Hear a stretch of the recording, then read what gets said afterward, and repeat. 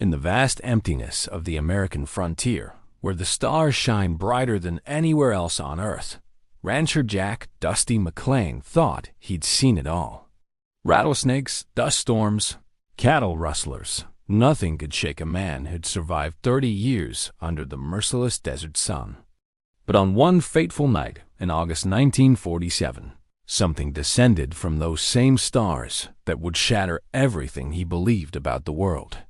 What started as strange lights over his ranch in New Mexico would become the fight of his life, not against outlaws or wild animals, but against something that shouldn't exist, something from beyond the sky. This is the story of an impossible encounter where the Old West collided with the unknown, and one man's courage was tested against a threat humanity wasn't ready to face. Get ready for a tale of survival, terror, and the indomitable spirit of a cowboy who refused to surrender his land, even to visitors from another world. The sun had already dipped below the horizon when Jack McLean finished, mending the fence on the eastern pasture of his ranch. The Dusty Creek Ranch sprawled across 2,000 acres of New Mexico desert, a legacy his father had carved from the unforgiving landscape 30 years ago. Jack wiped the sweat from his weathered face with a bandana that had seen better days, his calloused hands aching from a long day's work. At 45 years old, he was as much a part of this land as the sagebrush and mesquite trees that dotted the property. His cattle, about 200 head of Longhorn and Hereford mix, grazed peacefully in the distance, their silhouettes barely visible in the gathering darkness. The ranch house stood a quarter-mile away, a modest wooden structure with a corrugated metal roof that pinged and popped as it cooled from the day's heat. Jack's wife Sarah had passed 3 years ago from pneumonia, leaving him alone except for his loyal blue heeler, Scout, and his aging ranch hand, Miguel, who lived in a small cabin near the barn. As Jack walked back toward the house, his boots crunching on the dry earth, Scout suddenly stopped and began growling low in her throat. The dog's hackles rose, and she stared intently at the northern sky. Jack followed her gaze and saw something that made him pause. A bright light, unlike any star he'd ever seen, seemed to be moving slowly across the sky, pulsing with an eerie blue-white glow. He'd heard stories from neighboring ranchers about strange lights over the past few weeks, especially since that incident up in Roswell back in July, but he'd dismissed them as government aircraft or weather balloons. This light was different. It seemed to be growing larger, coming closer. Jack's hand instinctively moved to the Colt revolver holstered at his hip, a habit from years of dealing with coyotes and the occasional rattler. Scout's growling intensified, and she began barking furiously at the sky. The temperature seemed to drop suddenly, and Jack felt the hair on the back of his neck stand up. The light was now directly overhead, and it was descending. The object, because Jack could now see it was definitely an object and not just a light, was roughly circular, perhaps 30 feet in diameter, with a smooth metallic surface that reflected the last rays of twilight in shifting, iridescent patterns. It made no sound, which was perhaps the most unnerving thing about it. No engine roar, no propeller whir, nothing but an eerie silence broken only by Scout's frantic barking. The craft descended to about 50 feet above the ground and hovered there, bathing Jack and his dog in an intense white light that seemed to penetrate everything. Jack's heart hammered in his chest. Every instinct told him to run, but his legs felt rooted to the spot. Then, just as suddenly as it had appeared, the light intensified to a blinding flash, and the craft shot off toward the northeast at an impossible speed, disappearing over the horizon in seconds. The desert returned to darkness, and Jack stood there trembling, trying to process what he'd just witnessed. Scout whimpered and pressed against his leg, seeking comfort. Whatever that was, Jack thought, it wasn't from around here. Jack barely slept that night. Every sound outside, the wind rattling the windows, a branch scraping against the roof, the distant howl of a coyote, made him jump. He kept his Winchester rifle within arm's reach and checked the locks on all the doors and windows multiple times. Scout refused to leave his side, equally unsettled by the evening's events. When dawn finally broke, painting the desert in shades of orange and pink, Jack felt exhausted but relieved. Over breakfast, strong black coffee, and leftover cornbread, he tried to convince himself that what he'd seen was some kind of military experimental aircraft. The war had ended only 2 years ago, and everyone knew the government was working on new technologies. Maybe that's all it was. Just the military testing something classified. But deep down, he knew that explanation didn't fit. No human-made aircraft could move like that, hover without sound, or produce that kind of light. Miguel arrived at the ranch house around 7, as he did every morning. The 70-year-old Mexican had worked for Jack's father before him and knew the ranch as well as Jack did. One look at Jack's haggard face, and Miguel knew something was wrong. Jack told him everything, expecting skepticism or mockery, but Miguel's expression remained serious. The old man nodded slowly and said in his accented English, "Mi abuelo, he see something like this when he was young. In Mexico. He say it was the sky people, visiting from the stars. He never speak of it much, because people would think him loco." Before Jack could respond, Scout began barking again, this time from the porch. Both men rushed outside to see what had alarmed her. In the distance, near the northern fence line where Jack had been working yesterday, the cattle were behaving strangely. They were bunched together in a tight group, moving in agitated circles. Even from this distance, Jack could hear their distressed lowing. Something had spooked them badly. Jack and Miguel saddled up their horses, Jack's chestnut mare, Rosie, and Miguel's dapple gray, Plata, and rode out to investigate. As they approached the herd, the wrongness of the scene became apparent. 3 of Jack's best breeding cows lay dead on the ground, arranged in a perfect triangle about 20 feet apart. But this wasn't normal death. The animals showed no signs of struggle, no wounds, no blood. Their bodies were intact, but somehow looked desiccated, as if something had drained them. And around each carcass, the grass and soil were scorched in a circular pattern about 10 feet in diameter. Miguel crossed himself and whispered a prayer in Spanish. Jack dismounted and examined the bodies more closely, his stomach churning. The eyes of the dead cattle were wide open, glazed with terror, but their bodies were stiff and cold, suggesting they'd been dead for hours, probably since last night, shortly after that craft had appeared. He checked for any tracks or signs of predators, but found nothing. No claw marks, no teeth marks, no footprints except the hoofprints of the panicked herd. Then Jack noticed something else. About 50 yards away, the ground showed strange impressions, 3 circular indentations, each about 3 feet in diameter and 6 inches deep, forming a triangular pattern. The soil inside these impressions had a strange, glassy quality, as if it had been subjected to intense heat. Jack's blood ran cold. Landing marks. That thing had landed here after he'd gone inside. While he was lying awake in bed, unable to sleep, that craft had returned to his ranch and done something to his cattle. Miguel's voice was quiet but urgent. "Patron, we should tell the sheriff. This is not natural. This is not safe." Jack nodded slowly, but even as he agreed, he wondered what good it would do. What would he tell Sheriff Hawkins? That a flying saucer had killed his cattle? The man would laugh him out of his office, or worse, start questioning Jack's sanity. But Miguel was right about one thing: this wasn't safe. Whatever was up there in the sky had targeted his ranch specifically, and Jack had a sinking feeling that last night wasn't the end of it.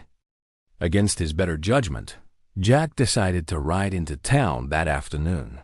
Cedar Ridge was a small community of about 300 souls, centered around a main street lined with false-fronted buildings that had seen better days. The sheriff's office sat between the general store and the saloon, a squat adobe structure with bars on the windows.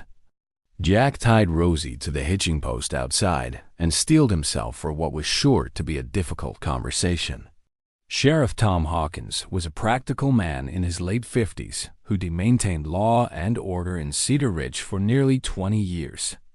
He listened to Jack's story with a neutral expression, occasionally jotting notes in a small leather-bound notebook. When Jack finished, the sheriff leaned back in his chair and studied him carefully. "Jack, you've been alone on that ranch since Sarah passed. Sometimes isolation can play tricks on a man's mind. Maybe you saw an airplane and your imagination did the rest." Jack felt his jaw tighten. "Tom, I know what I saw. And I know what I found this morning. 3 dead cattle with no marks on them and burn patterns in the ground.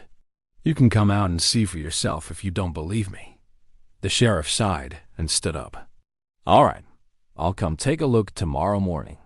But Jack, do yourself a favor and don't go spreading this story around town. People are already on edge with all those rumors about Roswell. Last thing we need is panic." Jack left the sheriff's office feeling frustrated and dismissed. As he walked toward the general store to pick up supplies, he noticed a stranger leaning against a black sedan parked across the street. The man wore a dark suit despite the heat, and sunglasses that concealed his eyes. He seemed to be watching Jack with keen interest. When Jack made eye contact, the stranger pushed off from the car and walked away, disappearing into the alley beside the hotel. Something about the encounter made Jack's skin crawl. Inside the general store, Jack found Mrs. Patterson, the owner, in animated conversation with 2 other women. They fell silent when he entered, but not before he caught fragments of their discussion. Lights in the sky, missing livestock, government cover-up. So he wasn't the only one experiencing strange events. Mrs. Patterson gave him a knowing look as she rang up his purchases. "Heard you had some trouble out at your place, Jack. Bill Henderson lost 4 sheep 2 nights ago. Same thing, no wounds, just dead, with strange burns on the ground." As the sun began its descent toward the horizon, Jack rode back to his ranch with a growing sense of dread. He wasn't alone in this experience, which was somehow both comforting and terrifying.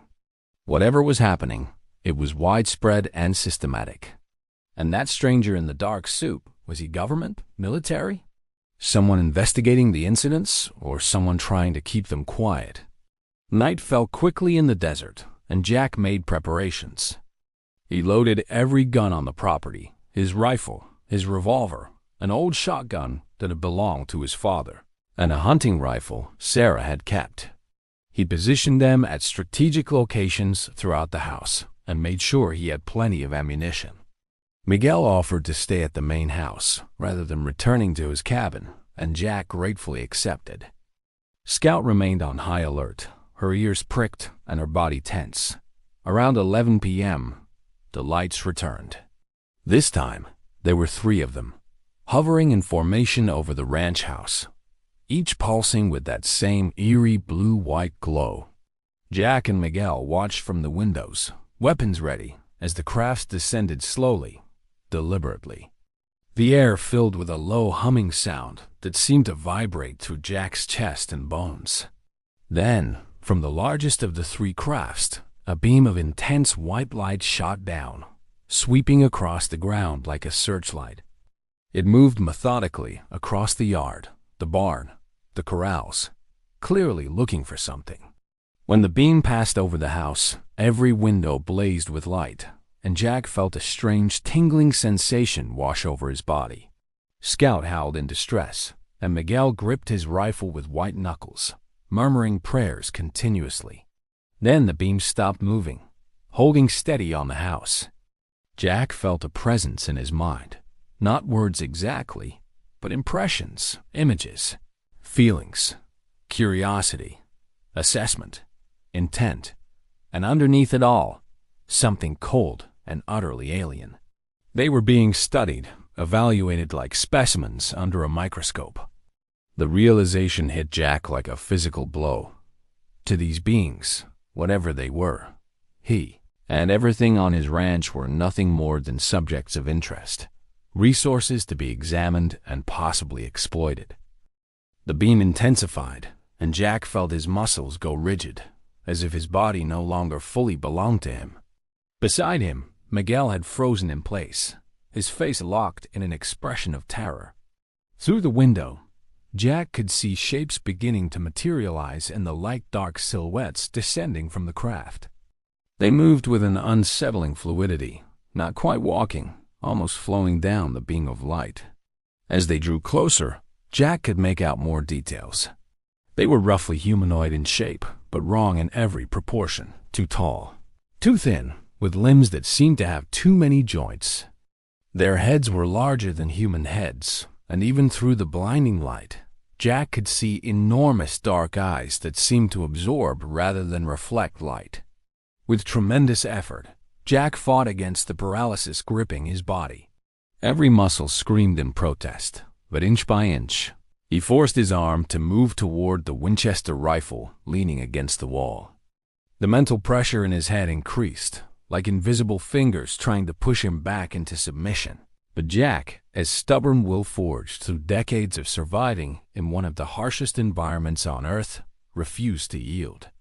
He thought of his father, who'd fought off claim jumpers to build this ranch.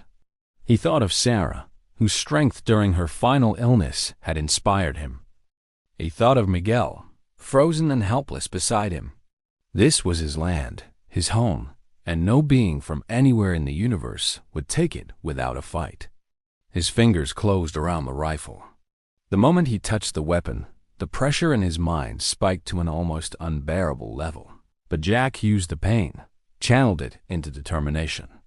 He swung the rifle up, aimed at the nearest approaching figure, and fired. The crack of the gunshot shattered the eerie silence, and the closest alien jerked backward as the bullet struck it. The beam of light flickered, and suddenly Jack and Miguel could move again. Miguel immediately scrambled to grab his own weapon, while Scout launched herself at the door, barking furiously. The wounded alien made a sound unlike anything Jack had ever heard, a high-pitched keening that seemed to vibrate at a frequency that hurt his ears. The other beings, 4 or 5 of them that Jack could see, stopped their approach and turned their attention fully toward the house. The beam of light intensified again, but this time it carried heat. The wooden walls began to smoke, and Jack could smell burning timber. They were going to burn him out, or worse, incinerate the entire house with him inside it. "Miguel, grab what you can and head for the root cellar," Jack shouted, firing another shot at the aliens. This one missed as the beings suddenly moved with impossible speed, zigzagging in patterns that defied physics. Miguel didn't argue, gathering ammunition and supplies while Jack provided covering fire.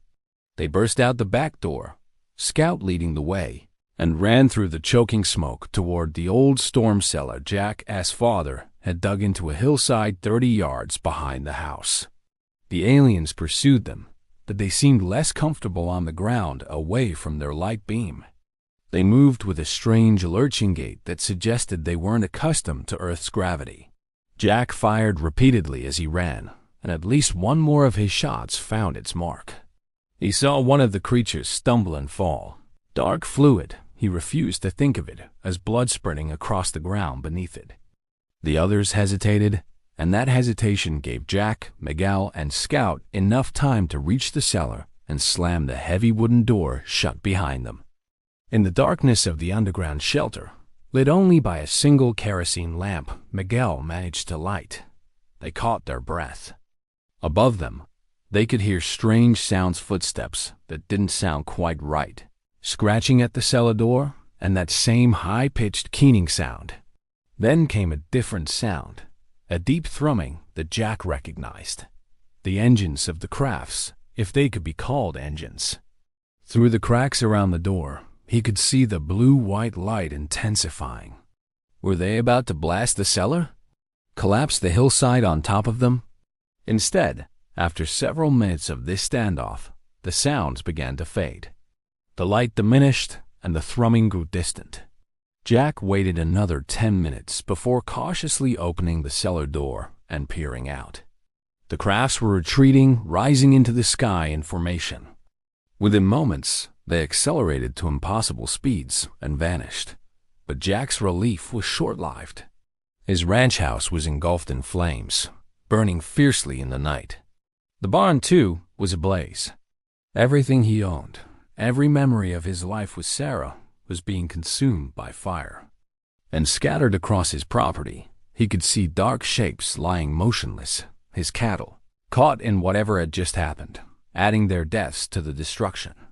The fire burned through the night, and there was nothing Jack could do but watch. Miguel sat beside him on the hillside, both men too exhausted and overwhelmed to speak. Scout lay between them, whimpering occasionally. As dawn broke, the flames finally died down, leaving nothing but smoldering ruins and smoke that rose in black columns toward the sky. Jack's entire life reduced to ash and rubble. But he was alive, and so were Miguel and Scout. That had to count for something. Sheriff Hawkins arrived around 8 in the morning, accompanied by several men from town, and to Jack's surprise, 3 men in dark suits who emerged. From 2 black sedans, one of them was the stranger Jack had seen in town yesterday. The sheriff's face was grim as he surveyed the destruction. "Jack, what in God's name happened here?" Before Jack could answer, one of the suited men stepped forward. He was tall, maybe 50 years old, with gray temples and cold, calculating eyes. "Sheriff, we'll take it from here. This is now a matter of national security." Jack felt anger surge through his exhaustion. National security? That's what you're calling this? Those things burned down my home, killed my livestock, and nearly killed me and Miguel.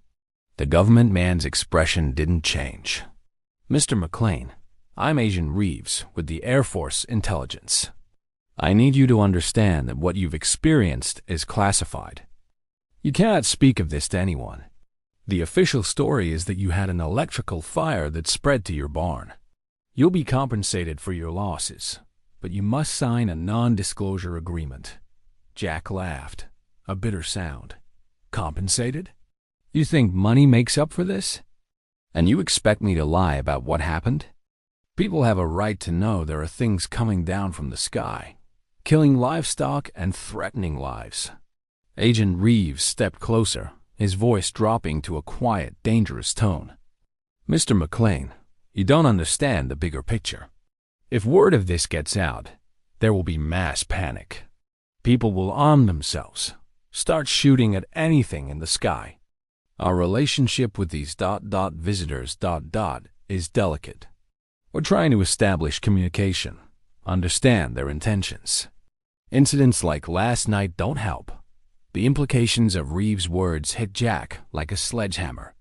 You knew these things were here, and you did nothing to warn people. You've been covering it up, haven't you? That's what Roswell was really about." Reeves' jaw tightened. "What happened in Roswell is classified. What happens next on your property is up to you. Sign the papers, take the money, and rebuild. Or refuse and face charges of interfering with military operations, disclosing classified information, and whatever else we decide to throw at you.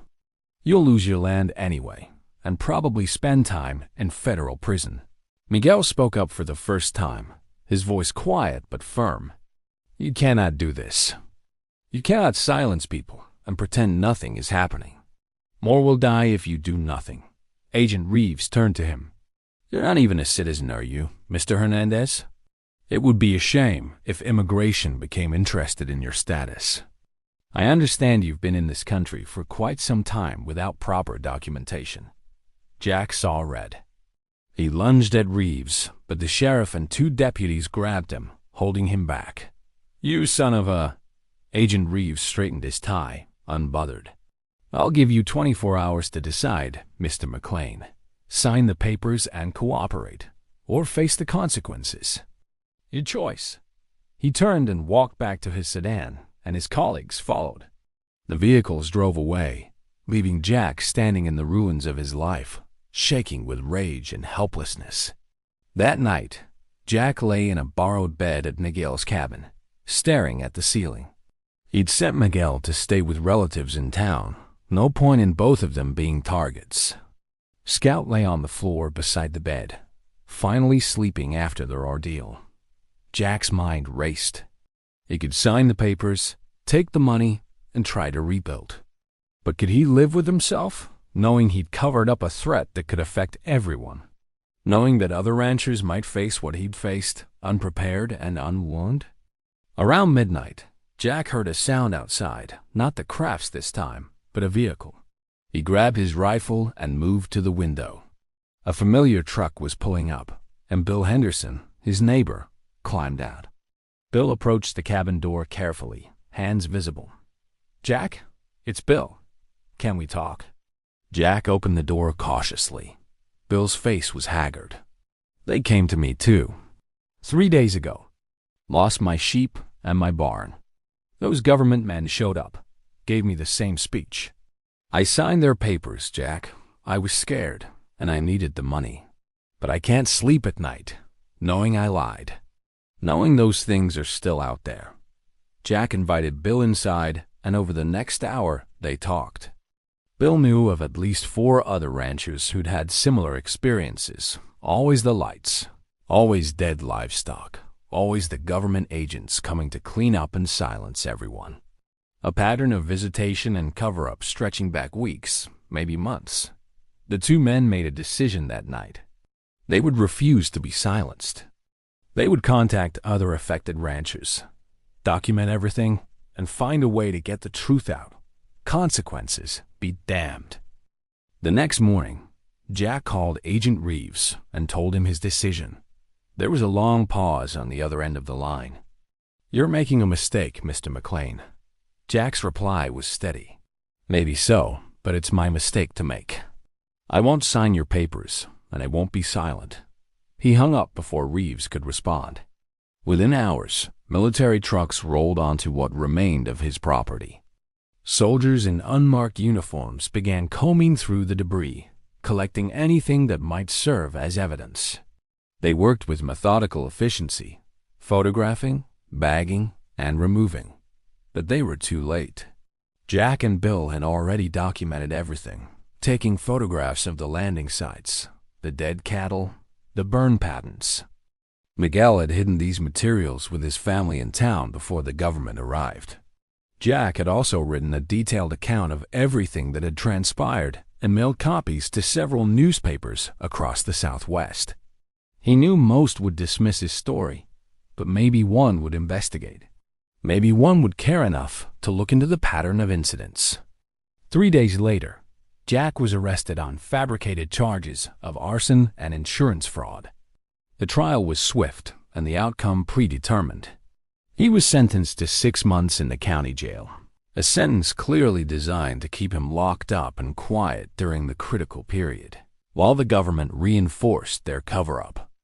Miguel was deported back to Mexico, his 45 years of honest work in America dismissed as if they'd never existed. Bill Henderson found his ranch suddenly subject to eminent domain, claimed for a defense installation that would never actually be built. During his incarceration, Jack received one visitor who wasn't a lawyer or family member. Agent Reeves came to his cell, looking almost apologetic. "You should have taken the deal, Jack. Now your life is ruined." Jack looked at him through the bars. "Is it? My house is gone, but I can rebuild. My friend was deported, but he's alive and with his family. My freedom is temporarily gone, but I'll get it back. What about you, Agent Reeves? Can you rebuild your integrity? Your honesty? Because you've sold both for your career." Reeves' expression hardened. "You think you're a hero? You're not. You're just a stubborn old rancher who got in the way of something bigger than yourself. No one believes your story. The newspapers printed it as entertainment, a tall tale from a crazy cowboy. You've accomplished nothing except destroying your own life." Jack smiled grimly. "Maybe, but I sleep at night knowing I told the truth. Can you say the same?" 6 months later, Jack walked out of jail to find an unexpected sight. Over 50 people waiting for him, ranchers and townspeople from across 3 counties. They'd organized during his imprisonment, forming a group they called the Cedar Ridge Truth Seekers. They documented dozens of similar incidents, collected testimonies, and created a network of support for affected families. Bill Henderson was there, having fought his eviction to a standstill with the help of an aggressive lawyer. Even more surprisingly, Miguel was there too, having re-entered the country through legal channels with documentation that Sarah had helped him obtain years ago, but he'd never filed. The government's attempt to silence Jack had backfired. His story, whether believed as literal truth or taken as allegory, had inspired others to speak up, to refuse to live in fear, to demand accountability from those in power. The visitors still came, still appeared in the night skies over New Mexico and beyond. The government still tried to suppress and explain away each incident. But now there was resistance, a growing number of people who wouldn't accept easy lies and who insisted on their right to know the truth about what shared their world. Jack rebuilt his ranch house with his own hands and the help of his community. It was smaller than the original, more modest, but it was his, built with honest labor and paid for without government money. He restocked his herd, though he now kept them closer to the house and always kept weapons nearby. Scout, gray-muzzled now but still loyal, patrolled the property each night. Miguel returned to work, now legally documented, and with back pay Jack insisted on giving him from funds the community had raised. On clear nights, Jack would stand on his porch and look up at the stars. Sometimes he saw lights that moved in ways no airplane could move. Sometimes he wondered if they were watching him, remembering the man who'd shot at them, who'd refused to be prey. And sometimes he wondered what they thought of humanity, these beings from elsewhere who'd found a world full of stubborn, difficult creatures who wouldn't submit easily to being studied and exploited. The experience had changed Jack fundamentally. He'd learned that the universe was stranger and more dangerous than he'd ever imagined. But he'd also learned something more important, that courage wasn't the absence of fear, but the refusal to let fear dictate your choices. That standing up for truth, even when it cost everything, was worth the price. And that a man's home wasn't just the walls and roof that sheltered him, but the principles he was willing to defend. Years later, long after the immediate threat had passed, people would ask Jack if he regretted fighting back that night, if he regretted refusing to stay silent. His answer was always the same. A man has to stand for something, or he'll fall for anything. They came to my land, threatened my life, and expected me to accept it quietly. Well, I'm a cowboy. We don't do quiet, and we don't surrender our ground. Not to rustlers, not to the government, and sure as hell not to visitors from the stars. And in that dusty corner of New Mexico, under skies that held mysteries humanity was only beginning to comprehend, one stubborn rancher had drawn a line and dared the universe to cross it.